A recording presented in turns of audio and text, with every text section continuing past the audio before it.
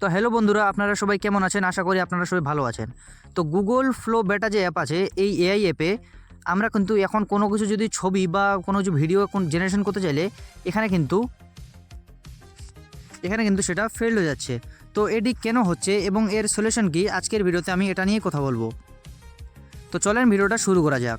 তো আপনারা এখানে যদি আপনাদের কোনো ছবি দিয়ে আপনারা মানে ভিডিওতে জেনারেট হওয়ার জন্য দেন বা আপনারা ছবি জেনারেট হওয়ার জন্য দেন, ধরেন আমি আমার একটা এখানে ছবি দিয়ে দিলাম, আমার একটা ছবি দিয়ে দিলাম। এবার নেক্সটে আমি ক্লিক করে দেবো। তো দেখেন এখানে কিন্তু কিছুক্ষণ এখানে আমাদের ওয়েট হওয়ার পর বা লোডিং হওয়ার পর সেটা কিন্তু অটোমেটিক ফেল্ড হয়ে যাচ্ছে।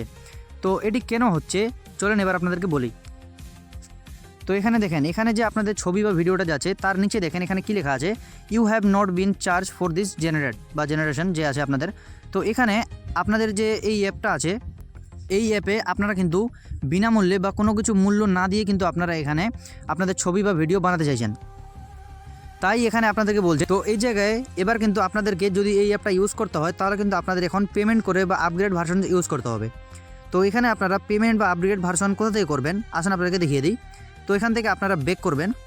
এখান থেকে বেক করার পর আপনাদের গুগল ফ্লো বেটার যে হোম স্ক্রিন আছে সেখানে আপনারা আসবেন। এবার এসে আপনাদের এখানে ইমেল আইডি, যে আইডি দিয়ে আপনারা লগ ইন করেছেন তার এখানে প্রোফাইলটা দেখাবে। সেখানে ক্লিক করার পর আপনাদের এখানে প্রথমে কিন্তু আপনাদের অপশনটা চলে আসবে। এখানে দেখেন লেখা আছে 50 গুগল ফ্লো ক্রেডিট।